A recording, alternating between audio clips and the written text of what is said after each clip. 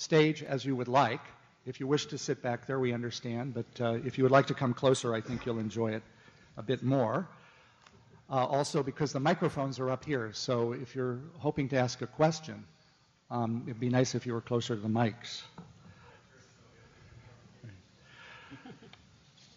So today, we're hosting a respectful and open dialogue. The structure of the forum will be 6 topics. We'll start with bargaining unit, definition and configuration, then move to card check process and collective bargaining, then governance structure of the university, followed by working conditions, including facilities, salaries, and finally benefits, both health and retirement. And we'll have 2 panelists give a brief statement of about 2.5 minutes each, and followed by 10 minutes for question and answer within each topic. So each topic will last for about 15 minutes, which means that after about 90 minutes, we'll proceed to an open question and answer forum when any question goes on any topic related to the central topic of faculty unionization. Before we proceed, I would like each of the panelists to introduce him or herself. Hi, I'm Scott Pratt. I'm a professor in the Department of Philosophy. Good afternoon. My name is Alec Murphy, and I'm a professor in the Department of Geography. Good afternoon. I'm Tina Boscha, and I'm a career instructor of composition in the Department of English. Hi, I'm Jeff Hurwit. I'm professor of art history and classics. I'm Gina Psaki. I'm a professor of Italian in the Department of Romance Languages. I'm Michael Raymer, a physics professor. Great, and I want to thank all of the panelists for being willing to discuss this very important set of issues. As you know, we're currently in the period of a card check, and I know many people are still in the process of deciding whether they're going to sign a card. So we thought that this forum should feature a wide range of perspectives in the spirit of open dialogue and engagement, which is one of the central principles, I think, of our university. So we're thrilled that you're here today. I encourage all of you to ask questions at the various points along the way that I've mentioned. And this proceeding is being videotaped and will also be available online soon. I will send a message to the entire campus to let you know that you can also consult the video. Also, if you have colleagues who are unable to come today, I would appreciate it if you would let them know that they can still participate in a sense by viewing the video. So without further ado, I'd like to proceed with the first topic of bargaining unit, definition and configuration. And our speakers will be Jeff Hurwit and Steve Pratt, and Scott Pratt, excuse me, sorry, Scott. And then we'll follow with 10 minutes of question and answer.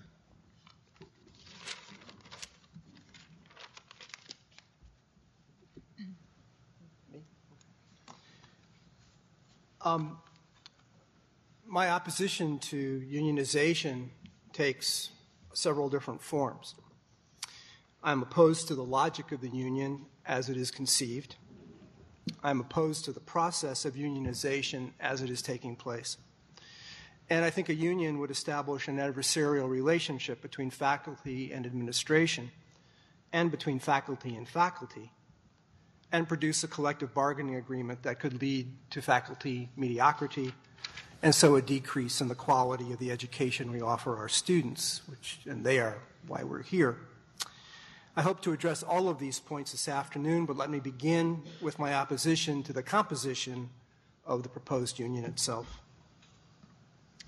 In my opinion, the union as it is conceived would have no logical coherence. And the community of interest that United Academics claims to see among its constituencies is hard for me to understand. As you all know, the union would consist of 3 very different populations. 1, tenure-related faculty, TRFs, 2, non-tenure track faculty, and TTFs, adjuncts and instructors, and 3, officers of research, or ORs. Now, let me be clear. This is something that I've said privately and publicly many, many times for several years. I support any effort on the part of NTTFs to unionize. They have long been an exploited group, and the U of O, like universities across the country, has placed too heavy a burden on their shoulders. But tenure-related faculty generally hire, set the salaries of, and assign the workload of adjuncts and instructors. This union would claim to represent both management, the role played by TRFs in many instances, and labor, the role played by NTTFs. As for ORs, they too, like NTTFs, are a heterogeneous group. A minority are postdocs in the sciences who have no real stake in the future of the U of O. Most ORs are research appointments, and about half of them are non-career, that is to say they are term-by-term appointments, who again do not have as much at stake in the U of O as, say, a brand new tenure-track assistant professor. Most, if not all, ORs are paid for out of external grants, won by the tenure-related faculty who supervise them. Most important, ORs do not teach. Yet they would be in the same union as their supervisors and employers, with votes equal to those of teaching faculty who have chosen to make this place their future. Again, if ORs wish to unionize, that is fine with me. But I do not think the non-teaching, grant-dependent employees of tenure-related faculty should belong in the same union as those tenure-related faculty themselves. Finally, in this union of a projected 2,100 or so members, NTTFs, who number about 1,200, and ORs, I believe there's somewhere between 350 and 400 of them, would outnumber tenure-related faculty, of whom there are about 700, and they would outnumber tenure-related faculty by more than 2 to 1.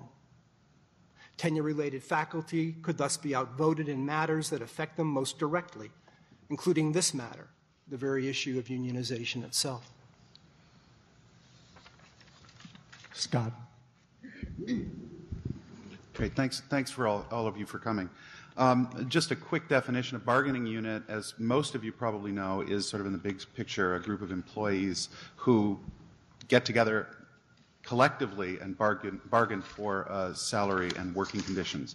The bargaining unit, as Jeff has described it here, is a group of tenure-related faculty, non-tenure track faculty, and officers of research, and they form then a group that would be together bargaining for salaries, working conditions, and so on. Its particular form, as we're proposing it, represents the effort of the organizing committee to be as broad as possible in including people who have shared interests, while including positions that have appropriate shared interests and not including those with significant administrative responsibilities. I think there are 3 points in particular that should be considered in thinking about why this proposed bargaining unit makes sense for us. First, there are many shared interests and concerns among the faculty: salaries, benefits, working conditions, academic freedom, and the overall mission of the University of Oregon, to name a few. A bargaining unit that includes all research and instructional faculty will help ensure that these shared interests are taken into account by our administration, OUS, and the new Oregon Educational Investment Board as they make decisions about our institutional priorities, support for the academic program here, and the future direction of our university. Second, and this is important, where our interests differ, where the interests of the faculty differ, a single bargaining unit means that the faculty collectively, and not the administration, will have control over how our priorities are ordered. By presenting a united voice, we will not only have the strength of the faculty as a whole behind the larger issues of mission, salary, and benefits, but we will also have the strength of the faculty as a whole behind the particular concerns of tenure track and contingent faculty, research assistants, and postdocs. Tenure, for example, is protected not only by individual excellence in scholarship and teaching, but also by ensuring that the university has a productive balance of teaching and research overall. This balance is a concern for the whole faculty, not one part, and not of the administration or the university system alone. And third, governance of the University of Oregon is given by charter to the faculty and president, and our Constitution reflects this in the makeup of the faculty assembly. To the extent that the union is part of shared governance, and I think to a significant extent it is, one bargaining unit makes sense. Leaving out a part of the faculty, tenure track or otherwise, means that governance is less shared and potentially less effective. Thanks. Thanks to both of you for your statements. We'll now proceed to the question and answer period. And I'd just like everyone to understand that you can ask a question. The panel members, any of the six, can answer. Also, they can have a discussion with each other about your question. So it can go in a number of different directions. Who would like to ask the first question? I'll pop up. I was struck by one thing that Jeff said in his statement, which is that some of the tenure track faculty are the management for non-tenure track faculty. And I'm wondering if we are not all, however, employees of the administration. We're all employees of the university. Surely that counts for more. I mean, ultimately the pay, working conditions, all of that stems from higher up rather than from, say, a chair of a department. I'm wondering how you would answer that. Well, I see your point, Ann, but I think that there are still quite a number of decisions on hiring adjuncts and instructors and ORs. For all I know, I'm not terrible, given my own field, I'm not terribly familiar with ORs. But there are still, those are decisions made by department as to what adjunct you're going to hire and what course schedules they will have and what classes they teach. Bob Berdahl doesn't tell us what to do as far as that goes. And so a lot of these decisions are normal management decisions are made by the faculty who, if this union is formed, would be in the same union as those whose workload, whose salaries they are determining. And I just see that as a contradiction. Could I jump in with something else, too? Alec Murphy again, and I want to challenge just a bit the way that my good friend Andrew McCluck has framed one thing, which is that we are all employees of the university, which sets us up. We're all employees of the administration, was even, I think, the term that was used, which sets us up as a kind of classic hierarchical business-like organization. And I am a firm and enthusiastic supporter of unionization in hierarchical business-like organizations. And I recognize that there's been a significant push over the last 10 or 20 years to make universities ever more business-like. There's another 1,000-year tradition of faculty not as simply employees of a president and a provost, but faculty whose mission is the institution and who don't think of themselves as employees. I don't think of myself as Bob Berdahl's employee or of Richard Riviere's employee. I think of myself as a professional. And I recognize that there are ways in which an organization has to be structured with certain decisions made at by certain administrative levels. But to me, one of the brilliant bits of a university that makes it different from most other organizations is that it's less hierarchical. It's more permeable between faculty and administration. When we start thinking of ourselves increasingly as we're employees and they tell us what to do, it sets up exactly the kind of model that I want to that I want us to push against. Call me old-fashioned, but I still think that universities aren't just manufacturing businesses. Please, Scott. I want to say something about Alec's point. I think he makes a really good point. Universities have been around for a very long time. But one of the interesting things about universities is that they've also changed over time. The German university system, of course, became the dominant model in the United States at the end of the 19th century. It adopted a completely new structure for knowledge and an increasingly different model of management. And over the last 30 or 40 years, that model of management has shifted again from public universities funded largely by public dollars to universities that are funded by student tuition dollars, contributions, and auxiliaries. In that environment, universities have become more and more business-like in their structure. And one of the things that I think we're seeing now is the need for faculty to sort of acknowledge the changes in the structure of the university and begin to think of new ways to relate themselves to the work of that university. Unions give a certain kind of leverage that a faculty by itself doesn't have. And I completely agree with Alec, by the way. I see myself as committed here to the work of the university as a research and teaching institution that can make a contribution to the lives of students and to the knowledge that the world can share. This is why we're here. But increasingly, the way the funds are distributed, made, and so forth has shifted the model to one that's increasingly hierarchical. And I think, though we may disagree on sort of how best to respond to that, I think we all acknowledge that we have to respond to that as a faculty. Please, Michael. Could I jump in real fast? I'd like to also express my reasons very briefly for not supporting the unionization. And in the context of the question, I would like to also state that faculty should not be viewed as labor and administrators are not bosses. Rather, faculty are like entrepreneurs. We go out, we create our own products, we raise our own money, we get our own research group, we write our own papers. We're really like entrepreneurs. We develop our own courses. The administration is here to serve us. We are not here to serve the administration. True, but how's that working out? Let me finish. How's it working out? That's another problem. How's it working out, Gina asked. And I might be very naive, but I don't want to work at a university where we have a formalized document that says we are labor and administrators are our bosses. I want to keep the old-fashioned idealism going. Any other response, or shall we have the next question? Please. Identify yourself before you speak. My name is Jack Boss. I'm an associate professor in the School of Music. I'd like to ask Scott to kind of elaborate on some of the points that he made.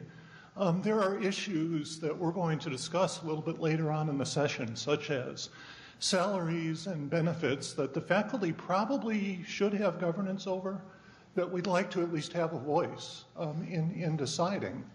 And yet, given the present model, it's hard for us to do that. And it seems to me that unionization is sort of a time-tested and effective way of giving the faculty an opportunity to have that voice, to negotiate with administration, with OUS, with whatever supervisory group is making these decisions, and come to a decision that's of benefit to all of us. So, Scott. Yeah, this really goes back to what Mike and Jeff are talking about as well. It's the issue at hand is how best for the faculty to participate in the establishing priorities of the institution, including salary and benefit priorities. Do we get to be part of that conversation, or do we sort of receive the decisions that are made sort of outside our ken? It seems to me that the way the university, and by the way, the union answer is not necessarily the answer for every university in the country. But arguably, and after looking at things pretty carefully, I think that given our circumstances, we've gotten to a point where there are resource questions and priority questions that really need faculty input in a stronger way than we've been able to do so far, and the union provides us with the opportunity to do that. I also wanted to mention something about the professionalization issue. As I'm sure Mike knows, and the rest of the panel as well, the issue of professionals versus labor has been around as long as there have been unions of educators. Since the end of the 19th century, teachers have wrestled between this, seeing themselves as professional educators and being, in fact, paid to do the work that they do. And I know that over time, this has been something that's been worked out in different ways by different unions, but it's fairly undeniable that the union movement has made a big difference to teachers along the way, changing them from people who were sort of recognized as doing something by the side to people who are, in fact, recognized professionally because of their connections with the organization that union provides, but also the voice that it provides. Would anybody else like to? Yeah, if I may, we'll be addressing the salary issue later on, I think, in greater detail. But I simply want to respond to something that my friend Scott said earlier, that a union would allow us to speak with one voice, all teaching and research faculty on campus. Well, maybe so, but maybe not. I'm a supporter of unions that affect everything but myself, I guess. My father is spinning in his grave hearing me speak against a union. But consider whether or not the interests of an instructor making $40,000 a year, maybe, has the same interests as a full professor making $160,000 a year plus $40,000 in benefits. Pardon me? Oh, I'm sorry. There are a number of them on campus. There are a number of those on campus. Do they really have the same interests? I just don't think they do. If you're ready, I'd like to just add one very short comment, which is I would like to ask Jeff and everyone to visualize the alternative. Visualize a union for non-tenure track faculty competing for resources rather than all of us collaborating to try to turn the resources of the institution, considerable resources, toward the core mission of teaching and research. Squabbling among ourselves instead of collaborating. So could I add? Please, Tina. Yes, anyone can respond. Yes. I'm a career instructor, as you know, and I'm struck, the more I'm here, I've been part of this university since 2000, how many shared interests we do have. That does not mean that everyone here is the same. There are differences of interests within tenure-related faculty, among non-tenure track faculty. All of us together, though, share the academic mission. Non-tenure track faculty instruct, they do research. This is the same as tenure-related faculty. I believe that research associates definitely have the university's mission and interest at heart. For me, I'm upset when things happen contrary to asking the voice of my tenure colleagues. And my tenured colleagues have gone to bat for me when I've been in situations related to policies and such. But for me, I don't think, perhaps those are two polar opposites that we're looking at, but I think what we really need to recognize is that shared interest, that is a much tighter circle than I think we're sharing here. Well, if I may, one of our shared interests is our students, and they seem to be not mentioned very much in this kind of a discussion. A couple of years ago, when United Academics began its unionization process, OAs, Officers of Administration, not ORs, were going to be part of the bargaining unit, but the OAs were, for some reason, excluded. But OAs are the ones, a lot of them, deal directly with our students in the finance office and advising offices and so on, and departmental offices. So my question is, why were OAs, once considered as part of the union or the process, excluded and replaced with ORs, who weren't originally part of the process? Very quickly, I'll just say I certainly agree with you. I wish that they were still included, but the fact is the law refers to a community of interest, and this seems to be much more tightly defensible within a teaching and research cadre. But I see Jeff has been waiting for a very long time. Yes. Another question, please. Yes, I could add a question. I was quite struck by the figure, Jeff, that you gave of the number of non-tenure track faculty. If I heard you right, and if it's a correct figure, you said 1,200? About 1,200, I think. Yeah, so I assume that the large number of those must be not so much your situation, Tina, sort of various categories of quite long-term instructors and so on, but rather much more temporary adjunct kinds of positions. Now, I could be wrong on that, but my question is sort of about that. Would a union bargaining on behalf of certainly a significant number of people at any given time who were employees of the university for a term, perhaps, and in many cases no longer than that, would the union bargain for longer-term contracts for those types of people? That is to say, in our department, we often have adjuncts who teach for us once, and then maybe 2 or 3 years later again, or maybe not at all. And would there be an effort to bargain on behalf of people like that for longer-term contracts? If so, would that tie the hands of departments, in effect asking them, requiring them to hire people for longer than they wished? That's my question. Please, Gina. My understanding is that there is in no way a sort of mammoth homogenization effect that occurs whereby all contracts in all of these categories become the same or are bargained for in the same way. There are still these, we have an enormous community of interest where there are such stark differences as a one-off teacher or a professional who comes in to teach one course per year every other year. I think that would continue as now. The issue is those colleagues who are considered temporary after many, many, many, many, many years and many, many courses. Any other comments? But I wondered if there was someone in the audience who wanted to speak to that too, just in case. Please. I guess that's my cue. I'm Karen Creighton. I work in the PE Rec department, and I initially stood up because I wanted to address the comment that temporary employees who might be on a one-term or a 9-month contract would have less commitment to the university. I've been on a 9-month contract for 10 years, starting 11 years. There are people in PE Rec who've been on 9-month or term-to-term contracts for 30 years. And I won't go into the details, but in our department, because PE Rec has a different funding situation, we have been trying to get better pay. We've been trying to get better conditions, and we can't. So it's not a lack of commitment. It's not a lack of trying to better our situation. And at this point, several of us, the union is our one hope to be able to get to a situation where we're able to be paid more than $10 an hour after we figure in prep time and student contact time. So. Good. I see someone here with this mic.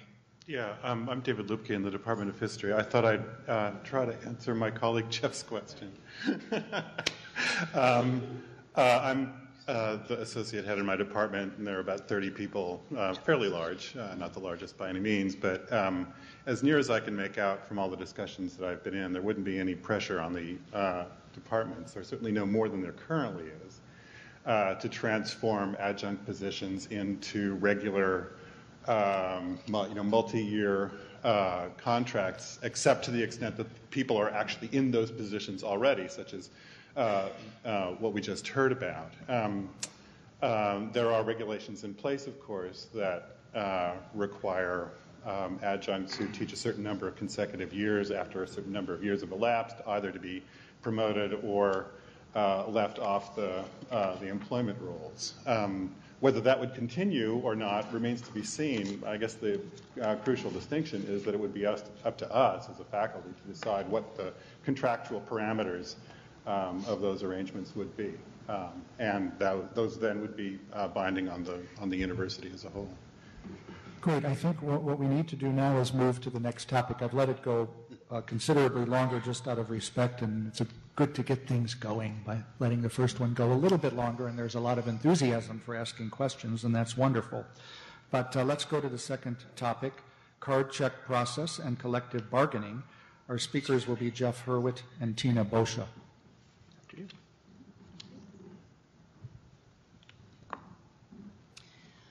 It's very difficult to convey the intricacies of card check and certification in 2.5 minutes, so please understand this is a brief overview. I, along with Gina, Scott, and others on the UA organizing committee, are more than happy to answer questions and direct you to more information. There's an abundance of information available. Card check is a legal process that gives public employees the right to form a union by having 50% plus one of their coworkers sign union authorization cards. As you know, we are engaged in this process right now. Card check is in lieu of a secret or conventional mail-in election that most of us as Oregon residents are familiar with. Card check is the most democratic way to certify our union. A true majority of faculty must indicate their wish to be represented by our union. With a conventional or secret election, only a simple majority of those who choose to vote is needed. In card check, there is no option for abstention. Any faculty member who is eligible to vote but does not sign a card is effectively voting no. Conversely, signing a card is voting yes for the formation of your union and for your voice and interest to be heard, taken into account, and become part of the decision-making process that affects your professional life. Once the Employee Relations Board, the ERB, certifies the union, we can do the work of establishing a local. That's the next step. This includes drafting and approving a constitution and bylaws, electing officers and board members, establishing dues rates, and preparing faculty activists to lead the union and negotiate as part of the bargaining team. I want to emphasize this is faculty who do this bargaining. The next step is perhaps the most important one, and that is negotiating an initial collective bargaining agreement. To do this, all faculty are consulted via a bargaining survey to democratically determine the issues that are most pressing, from benefits to salaries to governance, all issues we were discussing this afternoon. To facilitate this process, I'm pleased to announce that a pre-bargaining survey is ready for distribution. We have samples available already here. This will be conducted online. But this pre-bargaining survey, while we're not yet certified as a union, this survey allows your concerns to be highlighted right now and studied in deeper detail and will help us hit the ground running once we're certified. As many of us were recently reminded, the input of faculty is rarely sought when huge changes are discussed and crucial decisions are made. I want to emphasize that change is going to continue to come. Legislation is being discussed today that affects us and our future. And being part of a strong, cohesive union that represents our common interests as faculty, scholars, and teachers, we have a real opportunity to have a seat at the table shaping our futures. Thank you. Thank you, Tina. Now, Jeff Hurwit. Supporters of the card check process, as Tina has just eliminated, have claimed that it is the most democratic kind of election since everyone is counted. Those who sign cards count as yeas, and those who do not sign cards count as nays. Nobody questions the legality of the card check process. It is, of course, legal, but that does not make it right or democratic. The Supreme Court has ruled that corporations are people and that super PACs are legal too, but that does not make them right or democratic either. I've always thought that one of a democracy's most basic freedoms is the secret ballot, which this process is not. Simply put, United Academics has two lists of names: those who support them by signing their names on cards, and those who do not sign cards, but whose names are still known to them, being conspicuous by their absence. This, I think, is divisive. I am uncomfortable with the idea that such lists and an overt us versus them mentality exist. And although I'm making no accusations, everybody in this room are good and virtuous people, I wonder how many junior faculty have felt at least some subtle pressure to sign cards or not sign cards, given the support of or opposition to the union by senior colleagues who will also vote on their promotions. In the card check process, where one's views are openly or implicitly entered upon lists, there is at least the potential for such pressure on both sides. It is also crucial for tenure-related faculty to realize that should the current process be successful, they will be compelled to join the union, though a majority of them may be opposed. In April 2010, the U of O Senate took a survey of tenure-related faculties. 58% did not wish to be unionized. Only 22% did, and the rest were uncertain. But since TRFs, tenure-related faculty, are so badly outnumbered by NTTFs and ORs in the current process, they could well be forced to join a union the majority may not want. May not want to join. I don't know. All I want is a vote to see what the majority of TRFs do want. And no one, though I've asked this a number of times, no one has been able to explain to me why it is such a bad idea to find out the will of TRFs as a group. Again, if NTTFs and ORs want to unionize, that's fine with me. But if a majority of TRFs don't, why should they be compelled to unionize simply because United Academics have taken it upon themselves to put them in the same bargaining unit as the other two groups, knowing that they are outnumbered by over 2 to 1. What is so democratic about that? So I asked the leaders of United Academics, in the spirit of the transparency and openness that they demand from the administration, for a current tally. What percentage of TRFs have in fact signed cards at this point? I have been told that they don't know, but it's easy enough to find out. They have the cards after all, and they know who the TRFs are on campus. So all they have to do is count the number of cards signed by TRFs and subtract that number from 700. And I also ask this: if 50% plus 1 of tenure-related faculty in the end do not sign cards, and thus by the card check process's own logic oppose the union, will United Academics bow to the will of that majority and exclude TRFs from the bargaining unit? I want to conclude by pointing out 2 things that may not be well known. First, if the card check process is successful and if a union is authorized, 30% of the members of the proposed bargaining unit may, by the rules of the State Employee Relations Board, challenge that result within 2 weeks by signing a petition demanding a secret ballot. Should the result of that secret ballot be different, it would by law overrule the result of the card check process. Second, those who have already signed cards, and there may be many of you in this room who fit that description, those who have already signed cards may, should they change their minds for any reason during this process, ask to withdraw their cards. And United Academics must immediately comply. Any delays should be reported to the provost's office. Thank you, Jeff. Questions? I have a comment. A comment? Okay. I have a comment. First of all, there are a couple of points of information I'd like to address. First of all, if you do not vote, if you do not submit a card, there is no way you can be compelled to join a union. Absolutely not. There is a fair share, I can't think of the word, provision, but absolutely you cannot be drafted and impressed into a union that you do not want to join. Secondly, my points of information are also that anyone who had after having considered, signed, and then reconsidered, wanted to withdraw their card, it doesn't require a call to the provost's office to make United Academics return that card. That would simply be what happens.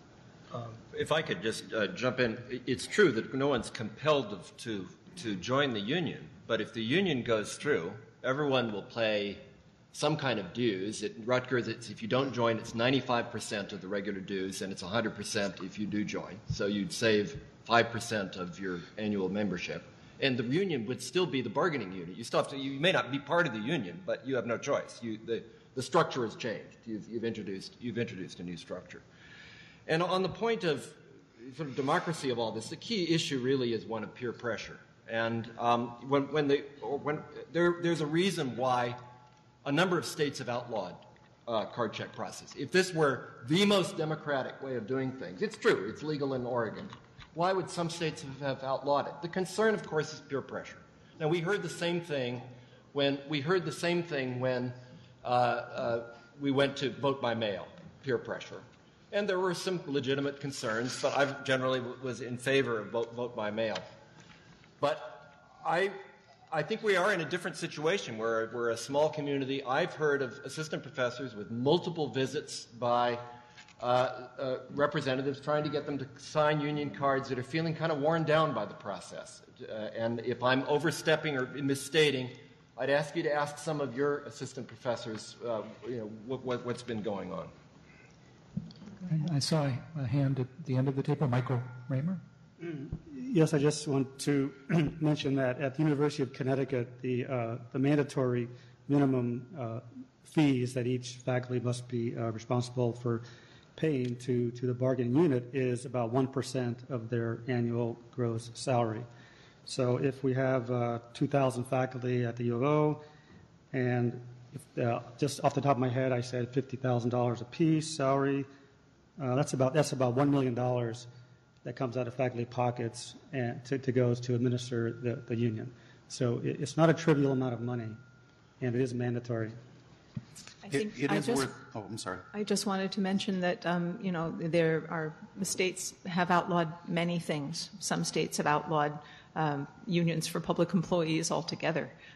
That doesn't mean that there's something very fishy about unions for public employees, and therefore, I just wanted to point that in the direction of ours. Completely right, yeah.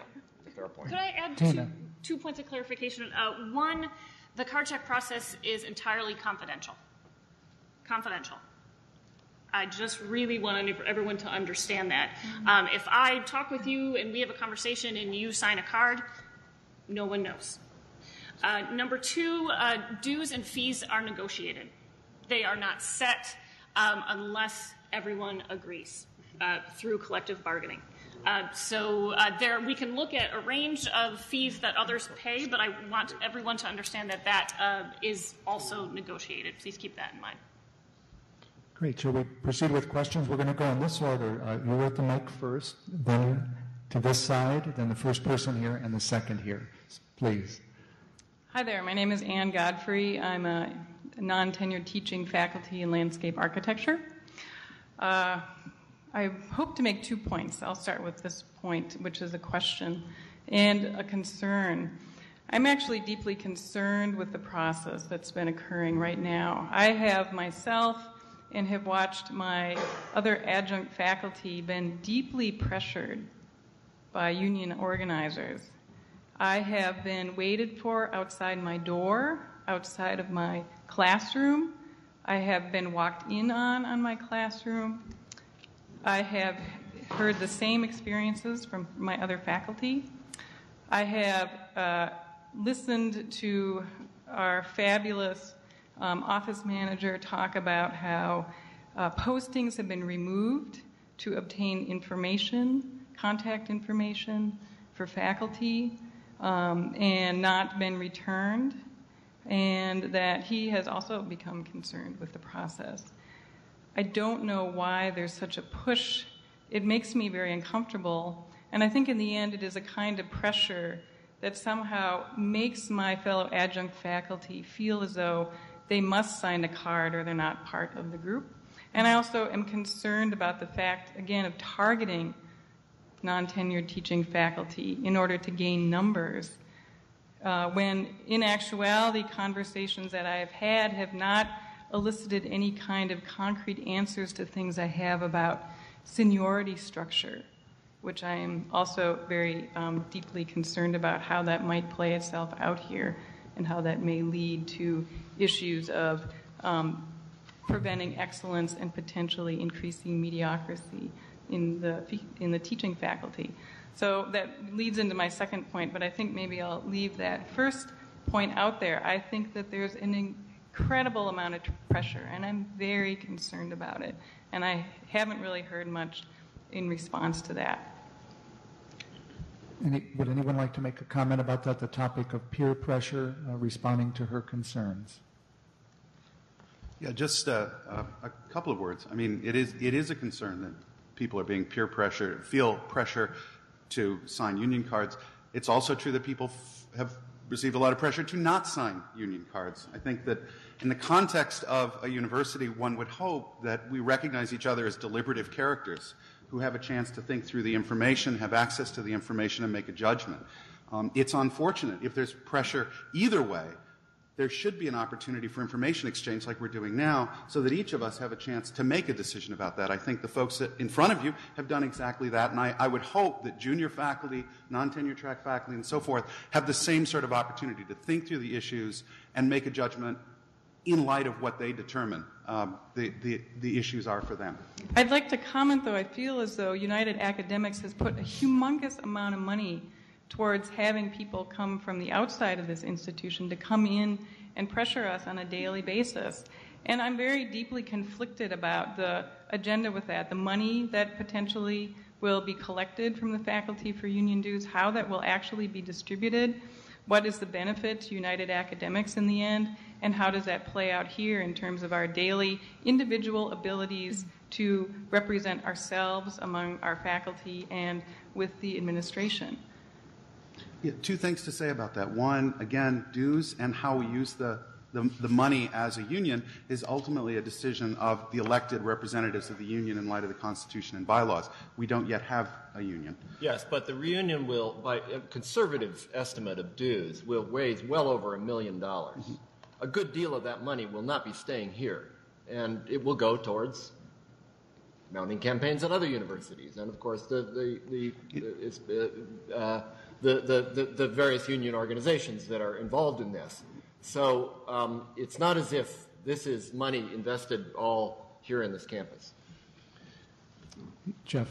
The specter of the collective bargaining agreement is hovering over this meeting, and maybe as the afternoon goes on, we'll be able to tackle it more directly. But I simply want to state the obvious, as I so often do, that those who vote for a union are voting for a collective bargaining agreement that doesn't exist yet, as Scott has told us.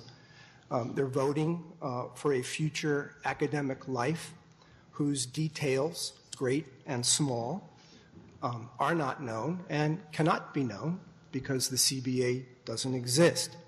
So by voting for a union, you're essentially not voting for something that you really have a very tangible grasp on. You're buying a pig in a poke. We also don't know, at least I don't know, who will write that agreement. Possibly professionals from the American Federation of Teachers, with whom United Academics, I believe, is affiliated, will be called in from back east to help. But again, back east, right? Back east, back east, or here. But again, as been pointed out a couple of times by Michael and Alec, over $1 million will be raised each year. Where will that money go, and who knows? We don't know because the CBA doesn't exist yet. Just in case there's wonder about where that figure comes from, we were basing that on the idea that even if the average salary across all the unit was $50,000, and then we took 1% of $50,000, which is actually lower than it may be, you get up above $1.3 million. Right, and it's worth keeping in mind that the union also has to be accountable for the use of that money. People who aren't choosing to be members of the union may, in fact, have to pay a fair share contribution, but that contribution is actually set by state law at nothing more than the amount of money used for direct representation. So worry about funding union efforts elsewhere would not apply to people who are not union members. And then just one response to Jeff. I mean, the union contract surely is not written yet. And though there are models out there, and no doubt they'll be consulted, just like we all consult models of things when we're beginning to work on a project, it's also the case that the debate goes on in a context which is already established. We know the sort of representation we've had so far. We know circumstances related to salary, benefits, working conditions, and so forth. And there is a risk, obviously, in going with the union. On the other hand, it's a risk that we will have a certain amount of control over. And so, yes, indeed, we'll be raising money to help pay for the resources we need, but at the same time, we're in a position where we're beginning to take hold of our own future in a certain way, in a way that we haven't so far. Do you have one more brief comment to make before we go to this side? Can some of the other people who are waiting get to ask the questions? This side. My name is Lance Miller, and I'm a kind of a hybrid. I am an officer of administration in my 14th year here, and in the last 3 years I've begun teaching part-time as an adjunct instructor. So I kind of sit on the fence of this whole issue about what my position actually represents. So I know that I would be represented as a faculty member through this whole thing, and I have a couple of questions that I will keep short. If I do not vote for this or do not sign the card, then what are my rights? Do I lose any sort of input into what the union does? I know that I end up putting my money in, even though I would have not voted for that. Is there an option for me to opt out of that? If I don't believe in the union, am I still going to get the same benefits that the union people do? And do I have to still participate in what the union does regardless of my interest or not? You do get the same benefits as the people who have officially joined the union by the fair share provision, and you would benefit from the bargaining agreement that is negotiated by faculty on our campus, not by people flown in from Chicago. And can you absolutely opt out and pay nothing at all and benefit from the bargaining agreement? No, as I understand it, the fair share provision is indeed to allow that you are paying for precisely the benefit you're getting and no more. Does that make sense? It makes sense, but it seems unfair if I don't want that. I mean, it seems like I'm paying for services that I don't really, I'm not seeking. Beyond that, who represents us now for a collective bargaining agreement since there is no union? I mean, what do we do to the legislature? Do we go and say we have no representation? What do we do? You know, isn't that what the Senate is for? Isn't that? You know, oh my God! Don't we have school representation? No, we are unrepresented. Our faculty is unrepresented. Can I speak? Yes. One of the real benefits of a union is that it gives us a voice in Salem. That's really important. There's legislation that is being discussed today that could affect our future. It's difficult to even understand as I'm just learning about it myself, but that's a key point to remember, that we not only can work with the Senate here, we can have a voice in Salem, actually there to help shape the policies so that we don't receive them and have to react. We can actually help shape them at the onset. What I think that's really the beauty of this is, you know, when we talk about collective bargaining agreements and it doesn't exist yet, that to me is wonderful, because for the first time we can actually shape those ideas and give input. So if you decide I don't want to be a member, you don't have to fill out the survey. You don't have to give your input, but your input is sought. Yes. And for me, that is a real change from how things have been occurring on campus. I also understand one other thing, and this may just be hearsay, but I understand that the money that is generated through membership fees is it's essentially lobbyist dollars. That the United Academics have lobbyists that they approach the legislatures with that money, and so that to me seems like, does that lobbyist represent me really, and what I want out of my job here? Could I just say very quickly, yes, there certainly is a lobbyist, and that's someone I'm very interested in. We also have the services of forensic accountants, people who can make sense of the audited financial statements that are Chinese to me. And in addition to that, we have legal counsel. Unions have legal counsel. The university's legal counsel has a slightly different interest than in representing the faculty and representing academic freedom.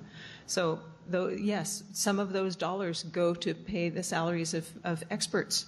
And I personally like experts. I don't want to have to learn everything myself about benefits and pensions and what arcane points of law. So I again see that as a good thing, because that gives me more time to do the things that I am hired to do. Next question, please. I just want to comment on the issue of pressure. I'm John Toner. I'm in the physics department. And I don't know if other departments work this way, but in the physics department, most communication happens by these long chains of very angry emails. And that happened, of course, on this issue. And essentially, no, not essentially, exactly 100% of the emails in the physics department, until I submitted mine, were running against the union. I expressed a strong support for the union, and only then did non-tenured faculty in the physics department start to have the nerve to express opinions in favor of the union. And at least one of those people told me that he had hesitated before that because he was worried about the impact of this on his tenure decision. So I think the pressure is certainly working both ways, and I think that's very unfortunate. And I'm sorry, that wasn't a question. No, thank you for your comment. I mean, it related to another comment over here. Next question, please. I'm Lisa Nelson. I'm from the geography department. And when I was in graduate school at University of Washington, I took part in actually trying to organize a graduate student union there, and did card check, went to people, met with them, tried to get them to sign cards, that kind of thing. And having experienced that, I want to say that I have broader thoughts about other topics, but talking about the card check process, I just want to say I've seen a lot. I've had a lot of junior faculty report a lot of pressure by union organizers around this in a way that I find pretty disturbing and against kind of the idea of academic freedom. And I feel, because they are junior and under tenured, that I should stand up and say some of this because they might not feel comfortable. The story of like getting followed behind classes, getting talked to several times, not really taking, I don't want to talk to you, I don't want to do this as an answer, and coming back. But also, it's interesting you mentioned confidentiality, because several people reported to me that when somebody was trying to get them to sign a card, they'd say, well, so-and-so, who's your senior colleague, signed. And using that to try to say that there's really this big pressure from above for you to sign.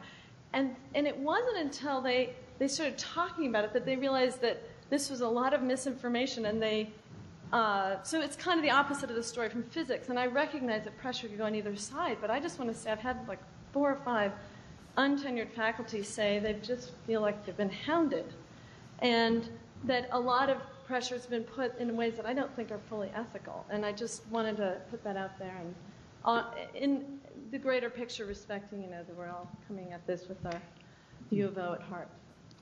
Thank you for your comment. Robert? Yes. Could I respond very, very briefly? I think it's unfortunate that we're all human and we all fight and argue and we pressure our friends and so on. That's not a good way to do it. But on the other hand, I think that's really missing the point of this whole discussion. I think the real question is not what the tactics have been, good or bad. The real question is, what should we do next? Should we support this unionization or should we not? I think we're going to have to move on to the next topic, but I welcome all of the people who are at the microphone to please come back. We have plenty of opportunities to ask more questions. Let's proceed to the next topic, which is governance structure of the university. Our speakers are Michael Raymer, Alec Murphy, and Scott Pratt. Please. So physics professors are not in the habit of reading from their papers, but rather pointing with a laser to slides. So tell me if I get too close to the edge here so don't fall off. But I just want to introduce myself really briefly so you know who I am. I'm a co-director of the U of O Science Literacy Program, which is funded by the Howard Hughes Medical Institute. And the point I'm making with that is that I really do deeply care about education as well as research and scholarly work, and not just pure research. I think the discussion has been about salary and how to get more of it, but I think more important is the question about the quality of our school, what will lead to the best quality. So in my independent discussions with faculty, both at the U of O and outside of U of O, people who are not associated with the organizing group or anything, the one consistent story that I've heard is that in favor of it is that unionization will increase faculty salaries. Great. Okay. Other factors like self-governance and respect are not necessarily aided by having a union, in my opinion. I think we need to work on our Senate and the administration, and the Senate should have more influence at the U of O than it does, but unionization will not necessarily improve that situation. So I think it's all about money, and I don't think that's the right track to go on. So many, as you've heard, many tenure-track faculty are intensely opposed to unionization of their group. They feel that unionization without a majority voting yes would be an abuse of power. And I even read on one blog, it's legal but obscene. So people feel very strongly about this, and it would be, next slide. So the guiding question should be, will unionization help us toward a great university or hinder us in that goal? How do we retain and recruit the best faculty? That's really what it should be all about. I hate to say it, but it's not about minimum standard of living or fairness or all those kind of things. If you take a really hard, cold look at it, it's really the question, do we want the University of Oregon to be a greater university or not? However you get there, you have to keep your eye on that goal. And I don't mean we're going to abuse NTFs, because we certainly don't do that in physics. And most of the science departments treat their NTFs quite well, I'm told. Namely, they have voting rights on faculty committees and so on. Okay, so I've examined the quality, and I handed out this handout. Most of you have it, and some of you have seen it before. And from this data, I'm going to be arguing that the tenure-track faculty should not be unionized at the U of O. Of course, the NTTFs should unionize if they want to, but in my opinion, it's not worth the cost of forcing unionization on the tenure-track faculty. We just have about maybe 1 more minute or so. Thank you. Fine. So this graph here shows the bottom line is all the schools in the ranking of the U.S. News World Report. Oregon's around 100. The top schools are here, and all these schools up here are unranked. The names are below 194.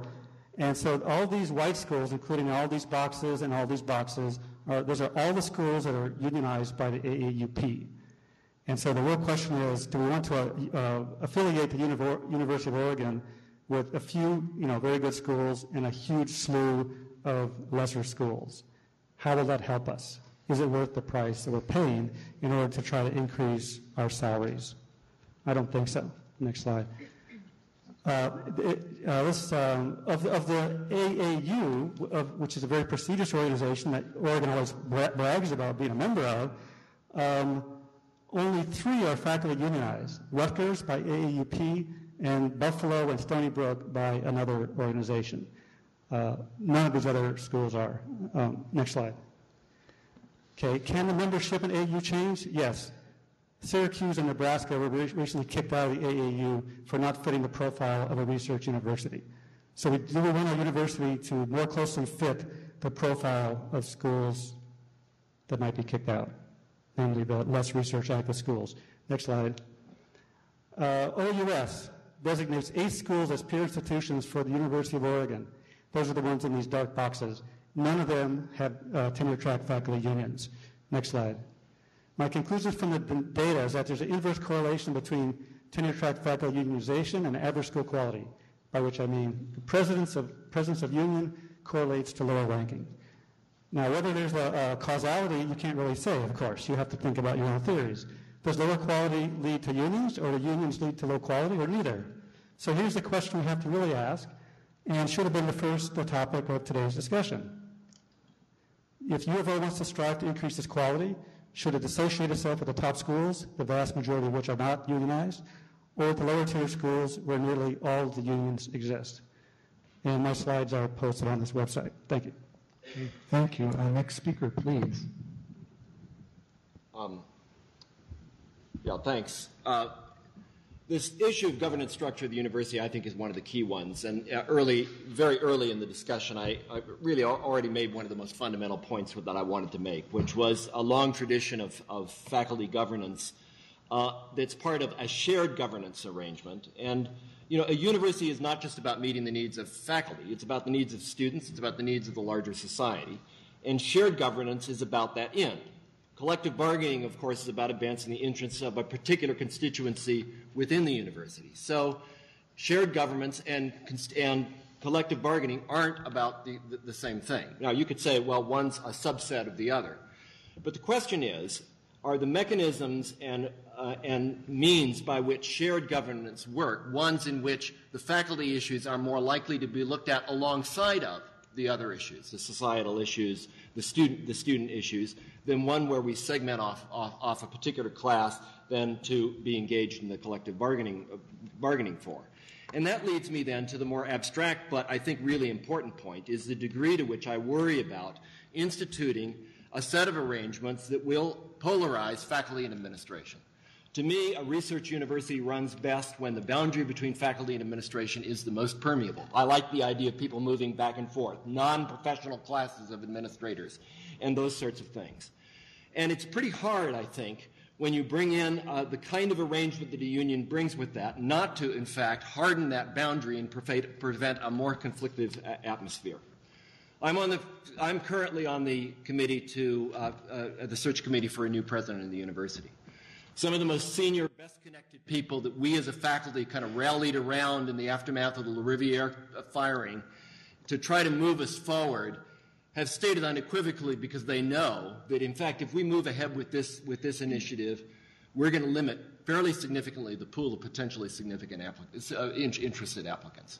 And there's a reason for that, and it's because it creates a kind of management employee kind of relationship, the kind of relationship we talked about earlier that I think is counter to the way a lot of those institutions on the right-hand side of Michael's graph want to see themselves and the way I want to see this university. We have things like a faculty advisory council that's been around for the better part of a century, but council members will have a built-in conflict of interest, if this kind of arrangement is put into effect. I guess the other thing I want to say on this front is that I think I'd like to quote from a comment I got from a fellow faculty member, and here's what she said. Most university faculty have a strong emotional bond to their work beyond the typical loyal employee type of commitment. Many are workaholics, putting on more than 40 hours per week. I see my work as creative work. I'm concerned with a changed relationship under unionization, in which the roles of administration and faculty become polarized, the emotional commitment is weakened, and the administration is looking over our shoulder on the minutia. And that leads me to my last point, which is I called some colleagues at places like Buffalo and Rutgers because I figured those were the best parallels. Instead of asking them, how's unionization working out? What do you like? What do you not like? And I had done this prior talking to a bunch of people in Cal State schools and so forth, and I got pretty negative views from them. But then I was told, no, you're talking to the wrong folks. Talk to folks at more research-oriented universities. I got some mixed views, but the one most consistent story I got is that it increases bureaucratization. One of the things we are most concerned about at the University of Oregon recently as well, what's the allocation of resources between administration and faculty and so forth. When you introduce the whole set of things, the hoops that we have to start jumping through, once you commoditize and monetize what the faculty does, which is what a union contract does, it will put us in the position of taking our entrepreneurial selves and monetizing it and commoditizing it in certain ways. You inevitably are going to introduce a level of bureaucratization that's going to move that forward. So those are really my fundamental philosophical concerns with all this. And I want to close just by saying this all feels odd to me in the way that it does to Jeff. I mean, I've got good friends up here on the faculty whom I've collaborated with, like Gina for years and will for years to come. We're on different sides of this issue. We're on the same side of a whole lot of issues. And I respect the people who are up here. People are going to reach some different conclusions on this, but I ask that we not just think narrowly about a particular issue that, well, we might be able to do just a little bit better on that, but think more about what kind of institution we are, what kind of institution we want to be. And I would urge anybody here on the fence, just as a matter of check, call 6 people you know at unionized universities and ask them, how's it working out for you? Thank you. Scott Pratt. Well, sort of starting where Alec left off, I agree with both the goals and the last part, that it is important to get a lot of information. I've called folks at Rutgers and Stony Brook and had different kinds of responses. So I think that you need to call the people that you know and see what they think. That makes a lot of sense. After serving 3 years in the administration as a dean, I went back to being a faculty and was appointed a little over 2 years ago to the Faculty Governance Committee, charged with rewriting the University of Oregon Constitution. We finished that work last fall, as many of you know, and President LaRiviere signed the document as one of his last acts as president. It was clear as we worked on the document that it would serve as a good internal set of guidelines as to how the faculty and administration would work together to govern the academic program of the university. I think that the faculty union has the potential to add to the self-governance structure that's now in place for several reasons. First, a union contract can endorse the Constitution and make it more than a set of internal guidelines. As part of the contract, the provisions of the Constitution become requirements. This does not mean that the union takes over the function of the Senate, but rather that the union provides support for the Senate to do its constitutionally established work. Second, by coordinating concerns with the Senate, the union can provide support for key elements of shared governance that are not part of the Constitution, including, for example, faculty involvement in administrative searches and reviews, budget transparency, and even the option for legal advice outside OUS. Faculty participation in governance, as we all know from experience, turns on the willingness of faculty to take on service responsibilities. The union has the potential to support faculty governance, the Senate, faculty personnel committees, and other time-intensive committees by negotiating for direct support to those who accept such duties. In short, the union can help facilitate better shared governance by providing new resources and leverage. And finally, some have argued that a faculty union is inconsistent with the principles of faculty governance because it turns governance over to an external organization. This is false. The union's leadership, priorities, and contract are determined by the membership at the University of Oregon. Affiliation with statewide and national unions provides resources, templates, lobbying support, and advice. It's true. We, the faculty of the University of Oregon, are in charge of our union. Admittedly, it is a big responsibility. To have a union is to say that we collectively are willing to take on governance issues that include what we are paid, what benefits we receive, and what sort of working conditions we accept. But it will be our responsibility. Thank you so much to all three of the speakers. First question, please. Thank you. I'm Gordon Sayre in the English department. I'm former president of the University Senate, and I have, I guess, a couple of rhetorical questions about governance and political power. So I heard some members on the dais today speak of themselves ideally as entrepreneurs, as working for themselves, that they don't feel that they are employed by the university, or at least that they don't feel that the president or the administration are their boss. But I would ask, do entrepreneurs working as independent contractors receive health benefits by virtue of their employment? No, generally they do not. Do independent contractors have a voice in the decision-making of the organizations for which they work? No. Do shareholders in this country have any say in how the companies they own spend money to influence political candidates in the political process? No. If we, as members of a union, contribute to the political process, will we have a say in what issues those are? I believe we will. So I think that we all have the same status as employees, and you can't deny that. If you work here, you are an employee. And I think there is a great deal we could do to improve our working conditions and our voice, both on campus and in the state and the nation, by collectively working to represent our interests as employees. Thank you. Just a quick clarification. When I'm thinking of entrepreneurs, I'm thinking like a lawyer or a doctor. I mean, you know, these people, of course, you need an executive committee of a firm. They work together with that to set priorities. You need, if you're in a medical group, you do that. But lawyers and doctors don't unionize in their firms because they are the firm. Well, I'm the University of Oregon. Many lawyers and doctors who are members of unions. Yes, I'd like to point that out, actually, that many doctors are unionized. I was actually at the American Medical Association meeting when they first decided to do that. So that is a growing concern faced against financial pressures that are similar to what we face. Sorry to jump in, but I wanted to clarify that. No problem. That's a fine comment. What I'd like to ask everybody, the people who are asking questions, could we now have maybe less comment and more question, because we do have to move along in order to get through everything. I have let it go because these were really important things that people were saying, and it would have been wrong to cut people off. But I'm going to be exercising a bit more control now because we really do need to get through all the topics. So next, I believe, is this Thank you. Yeah, my name is Michael Dreiling. I'm in sociology. And I wanted to address just one quick point about the pressure. Can we please have a question? I'm so sorry. I do have a question, yes. Okay, but not too long on the comments, because we really need to have questions. I wanted to say that the pressure point is that this is a campaign that requires a union to get information to members. I understand that that's going to create the impression of pressure.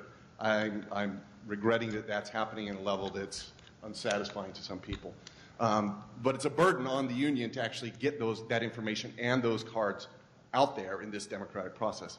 Second thing I wanted to raise, and as a question I'll address to Michael in particular regarding your presentation, and I want to point out what I would argue is a spurious correlation that you were basing your argument on. Indeed, if you added additional data in there and you looked at levels of investment in those universities in which the investment in research as well as faculty salaries exceeded or an average growth rate above inflation, you would see that what's going to predict those top schools is investment in faculty, investment across the board in that institution over multi-decade periods. The U of O has not consistently done that. To assume that the absence or presence of a union is causing excellence is a spurious correlation. I think it's unfair to even raise that as an attempt to make a causal inference on that. The point I wanted then to... Okay, I'm so sorry. We do have to move on to the next person. We have to have a question, or we just can't... Well, the question is, how do you respond to that? Okay, good. Now we've got a question. Yay! Okay, so I can respond to your comment by saying that the slide clearly said that you cannot say there's causality there. And I clearly pointed out the three possibilities. And I just want everybody to think about what they think the causal connections are. And you've proposed one of them, and everybody else might have a different opinion. Great. Next question, please. I believe over here. Thank you, Robert. I have to excuse myself. I just got out of eye surgery. I'm still a little bit woozy.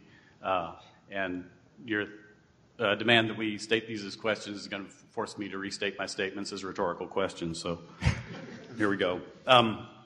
Is it not possible that there was a time when we could have acted together in a collegial manner, when non-tenure track faculty, tenure track faculty, and administration could have worked together without a union? I submit that there was. I also submit that that time has passed. Non-tenure track faculty and faculty there's a lot of issues that have been on the burner unresolved for years and years and years and haven't been attended to. This is what happens when you don't attend to it. We would not be pushing for a union if we didn't have to.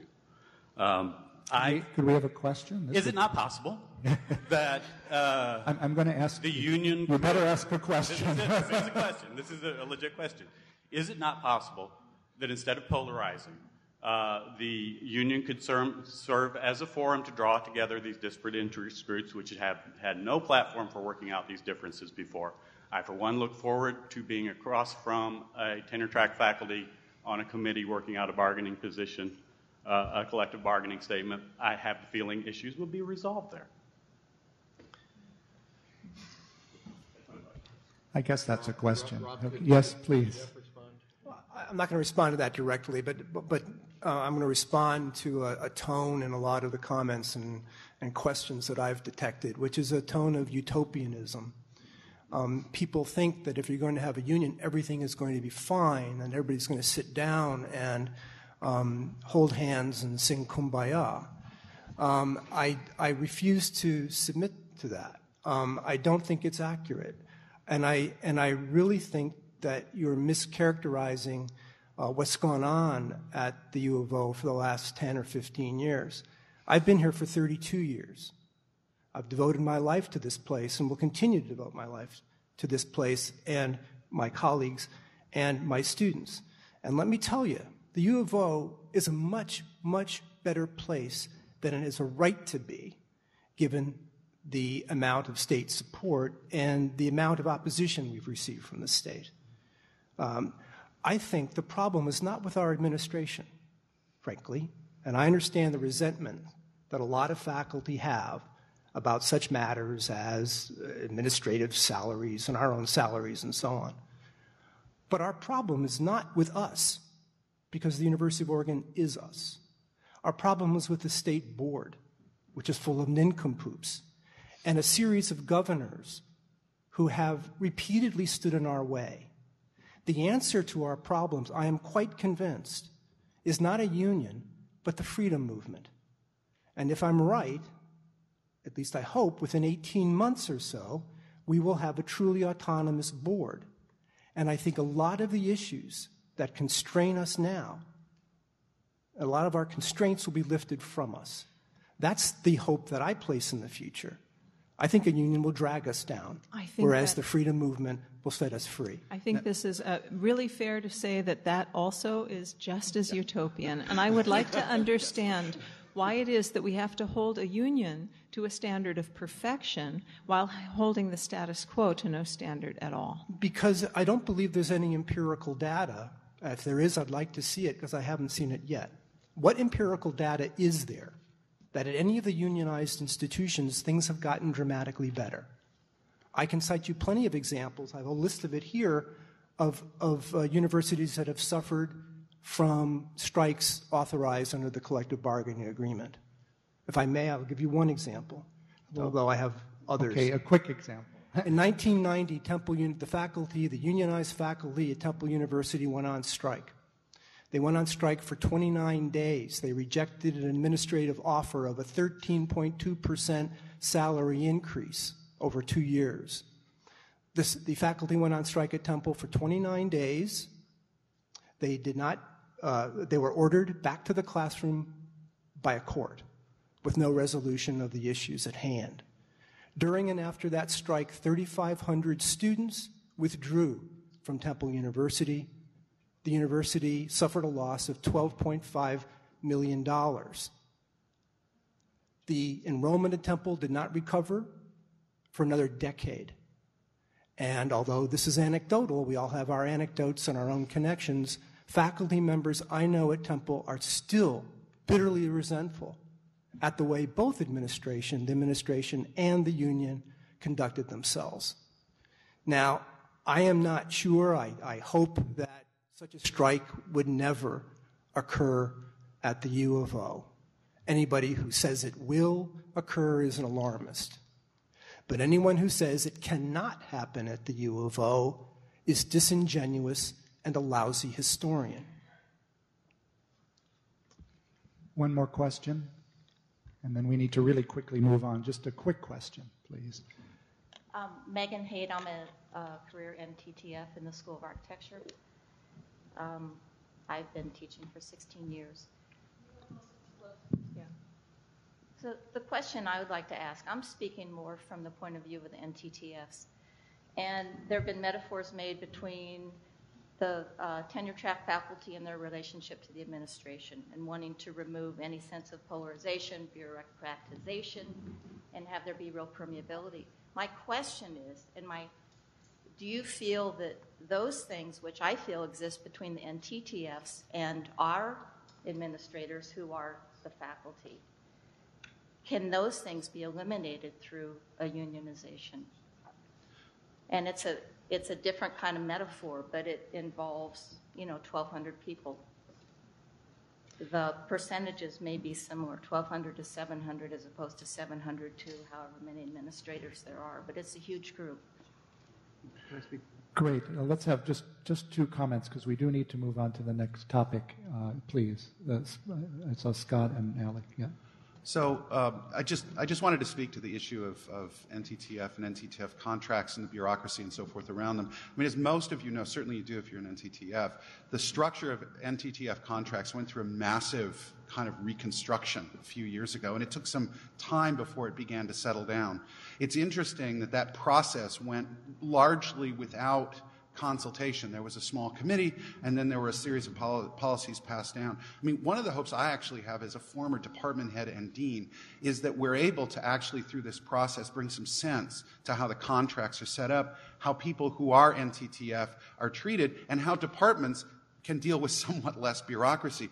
We actually used to have less bureaucracy. Now it's more, partly because there hasn't been serious consultation about the nature of how those structures work. And I would hope that in the context of negotiating a contract, we can actually clarify some of that stuff and make it easier for all of us to work together through a contract structure that makes sense.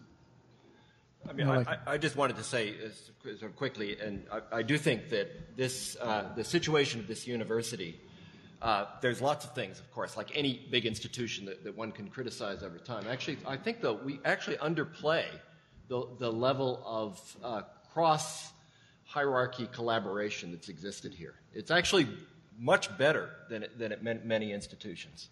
And again, I'll come back to what I said earlier. I mean, talk to your colleagues at unionized universities. I've had a very hard time finding anyone who said this promoted more collaboration across faculty administration lines. In fact, it's kind of ironic that this is coming up right now. The administration under President LaRiviere, and some of you know that I was rather vocal in opposing the decision that was made about President LaRiviere, managed to push through a set of salary increases for us that ultimately cost him his job, that took us from 91.83% of our AAU comparators to above the Senate White Paper levels, 96.77% of our AAU comparators. This happened because we had an administration that felt like they were on the same side and wanted to be on the same side as the faculty. I want the next president to feel that way as well. And I want to get as strong a coterie of people applying to be the next president who are going to feel that way. And I have a very serious concern about instituting a structure that will send a message that that's not the kind of collaborative campus that we are. Great. The next topic, please, the working conditions, including facilities. Our speakers are Gina Psaki and Alec Murphy. Working conditions include such a broad range of issues, including salaries and benefits. Many of these issues are problematic at the U of O. Some are dire. The salaries and teaching loads of instructional faculty are working conditions. Research support and research expectations are working conditions. Terms of employment and termination are working conditions for the tenure-related and the non-tenure-related faculty alike. Term or annual contracts, stagnant or frozen salaries, uneven job security, and permanent skeleton crew syndrome are working conditions. Fragile academic freedom and lack of due process protections are working conditions. But working conditions are also the classrooms and labs in which we do our teaching and research. Think of the monstrous deferred maintenance backlog in our physical plant. They're the library holdings we use for teaching and research. Think of the thousands of journal titles canceled since 1992. They are inadequate offices or equipment for teaching and research. Think of a colleague with a computer that can't run Blackboard or DuckWeb. Our working conditions are our students' learning conditions. When we have to teach in squalid classrooms or labs, when class sizes are too big, our students' learning is undermined. But our students' learning conditions are also our working conditions. When our students have to work 20, 30, 40 hours a week to pay U of O's skyrocketing tuition, their learning is undermined, our work is hamstrung, and our jobs are made far more difficult. All of these working conditions are not inevitable. They are choices. They are choices that reflect spending priorities that I doubt many University of Oregon faculty share. But for the past many years, faculty have just been along for the ride without any significant voice in making these choices. Not every one of these working conditions can be negotiated in a contract, but all of them can be improved by a union, whether in negotiating a contract, in lobbying in Salem, or in working with shared governance structures on campus, or all three. Not only do I think we have nothing to lose, I'm confident that for the whole U of O community, we will do better. Thank you, Alec. And I'll be very brief because now we're down to more nuts and bolts kind of issues. And I think, first of all, we need to be clear about what the union can and will bargain for and what not. Again, did a little bit of work on this. Issues of class sizes, class schedules, there's no evidence that unions ever had an impact on those kinds of things. So what the union, of course, can try to do is deal with the salary and benefits issues that it typically deals with. But what also happens is that faculty can lose, actually, some of their ability to negotiate things like sabbatical issues and class schedules and particular work conditions on an individual basis with the department heads, deans, and program heads that become management. So in one of the conversations I had, for example, with someone at the University at SUNY Buffalo was saying, well, you know, if you're in a department here and you want to do something that I tried to do when I was department head some years ago, a faculty member, senior faculty member who was not particularly research active, not particularly involved in graduate advising, so they suggested an adjustment in the teaching load because he'd been doing very well in the undergraduate teaching load. We worked that out, worked pretty well. basically you can't do that. Once you are locked into the steps in a unionized contract, what happens, I'm told by my colleague at SUNY Buffalo, who was actually in the process of doing exactly that, is you have to apply for special deals because it violates the terms of the unionized contract. And of course, the problem with special deals is that they're the subject of union grievance machineries. And so generally managers are told not to do them. So it makes that kind of individual adjustment actually much more difficult because inevitably, whether we like it or not, hammering out a contract, particularly for the diverse group of constituencies that are supposed to be a part of this, involves a bit of a one-size-fits-all model that drives then how these kinds of work conditions issues get framed. Great. Comment? I see. No, I'm just nodding my head energetically. The contract that would be negotiated would not be a one-size-fits-all contract. And there is certainly a degree to which a lot of individual adaptations might no longer be as easy to manipulate. That doesn't mean they would never be able to occur. Finally, the question of how we handle faculty who are underperforming in one area or another, I don't see that we're doing that great a job at it right now. First question, please. This may be a bit off topic, but with the situation where we have no president right now and we're in the process of selecting one and we've got issues with the legislature, doesn't this seem like this might not be the best time for us to try to push through something that will have a big impact on the selection of our president and our fight with the legislature at this time? Yes. Well, no. And Alec, Alec, that's the point. That's the point I tried to make in my earlier comments. Yeah, I just want to say really quickly that I don't think I think it is a mistake to pin our hopes on individuals. We need structures. We need organizations. We need reliable and predictable structures rather than saying, maybe this new provost will be more open. Oh, maybe this president will have will see things the way we do. We rushed through. Nor should we put. Sorry. We pushed through the University of Oregon Constitution at the last minute before La Riviere left, largely because this is the time we have to be active. We have to speak for ourselves, and we have to have a place in the conversation. Because it's great that Alec is on the search committee, and that may be an important reason that we'll get a good person in the long run. But there are a lot of forces out there that are happening right now where our interests are not being represented. We need to do something pretty quickly because we face a lot of changes about which we currently have no say. Jeff. I know we shouldn't put our faith in one person, but I wonder if we should put our faith in a committee of 2,100. We all been on committees, large committees, and we know the kind of camels that are produced when we want to create horses. Not the union will speak with one voice, but that doesn't mean there will not be a lot of dissent within it. I also want to simply point out that as far as the physical facilities, and those are part of our working conditions too, the physical facilities on campus vary greatly from one end to the other, from one college or school to another.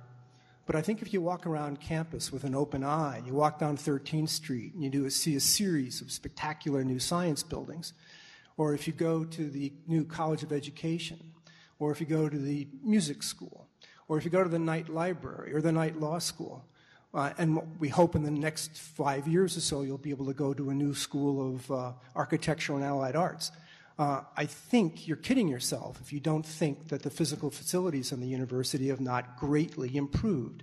I'm not saying there are no squalid offices and underrated computers. There certainly are. What I am suggesting is that there's a great deal of difference from one part of the campus to another. Some parts of the campus are doing just great, and others need to be helped. Well, I'm not sure a union is going to do it. And again, show me the data. Where's the beef that a union will improve working conditions in a grand or small scale? Next question, please. Hi, my name is Jane Kramer. I'm an associate professor of political science, and I'm in one of those buildings that is not doing so great in PLC. And it's a mistake the university has made that they're going to answer to, I think, because if the majority are not happy with their working conditions, they have to organize.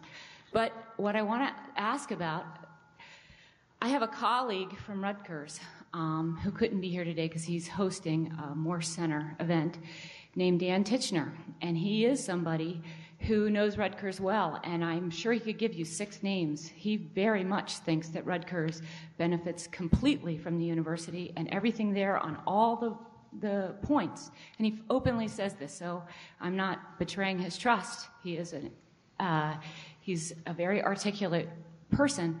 And one thing he's noticed about working conditions that we've all noticed is that the number of students has doubled in political science. And I want to know what the Senate is trying to do about that, because we feel in political science we've had no voice in this, that we've been told to teach twice as many students and not gotten any tenure track lines.